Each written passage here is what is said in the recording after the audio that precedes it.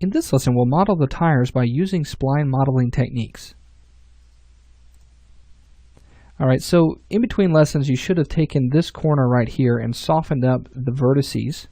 And if you need a little bit of help on that, you just need to go to vertex mode and select the vertices and move those with your edge constraints turned on. And that will allow you to move those vertices and soften that edge without adjusting the topology. So if you want, you can go ahead and just take these, kind of pull those a little bit closer, maybe pull that one away a little bit, just kind of soften that edge. And same thing on this side. So just kind of make sure that those match up to be about the same. Okay, so once we've done that, let's go ahead and create the tire for our wheel. So we're just going to be creating this portion right here of the wheel. So we're going to do that using spline modeling techniques. So to get started with this, let's go to our front view, or I'm sorry, our left view. So I'm going to hit L on the keyboard, and I'm going to be looking right down the front of this tire here. So let's go to our Create panel and Shapes, and then we're going to use a line. So I'm going to be just creating the rubber portion of the tire, so I don't want to come all the way down here to the middle to trace this out. So I'm going to come right up to about here, and I'm going to left click and hold down Shift and then drag up to the top of my tire.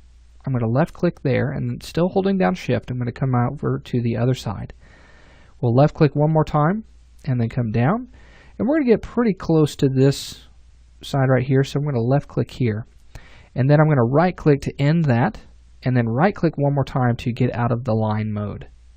So now let's go to our Modify panel, and we're going to go to Vertex mode, and I just want to make sure that these two vertices along the bottom are matched up exactly, okay, in the Z direction. So I'm going to select this first vertex, and I'm looking at its Z coordinates here, and I'm going to go ahead and just copy that. So I'm going to right click and copy that number, and then I'm going to select this one, and I'm going to right click on this one, and I'm going to paste that in. So right click and paste, and it looks like they were the same anyway, so we did a pretty good job there. So now that we have those, let's go ahead and go to our front view, and I'm going to turn off vertex mode, and I'm going to pull that all the way back to this point right about here. So try to center that up on that wheel as best as you can. Let's go to vertex mode, and I'm going to take those vertices and I'm going to push those up right to the top of that rim right there. So now that I have this line, what do I do with it? How am I supposed to create a tire out of this? Well, we've created the contour of the wheel, and now we're going to use a modifier called lathe to create the rest of it and actually create the geometry. So lathe is right here.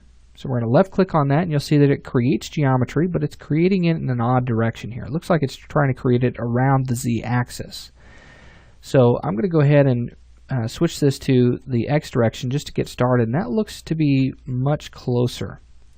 So let's go ahead and take a look in our front view, and you can see that it's creating that around, but it's not the shape of our tire. Well, I need to actually change the axis in which this is lathing around. So I'm going to expand out my lathe and go to axis. With that highlighted, I can move that down in the Y and put that right over my hub of my tire, and that should match up perfectly.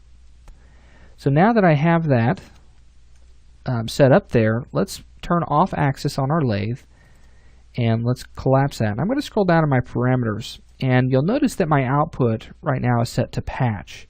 By default, this is usually set to something like mesh, so you're going to get something that looks very angular, okay, depending on how many segments you have set to your object.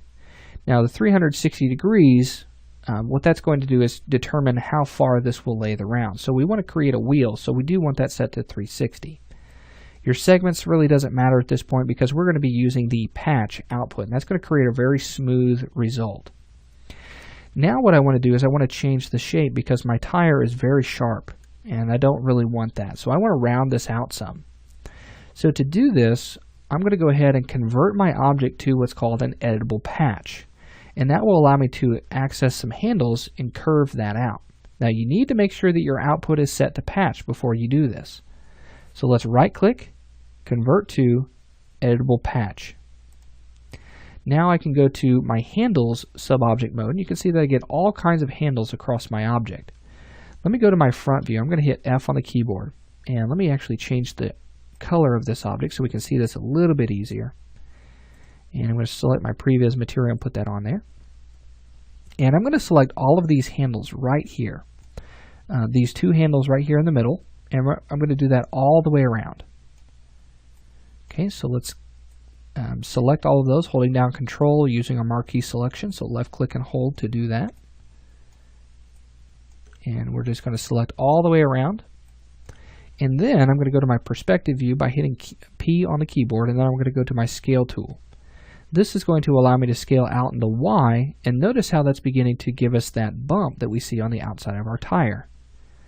So there, we've got our tire.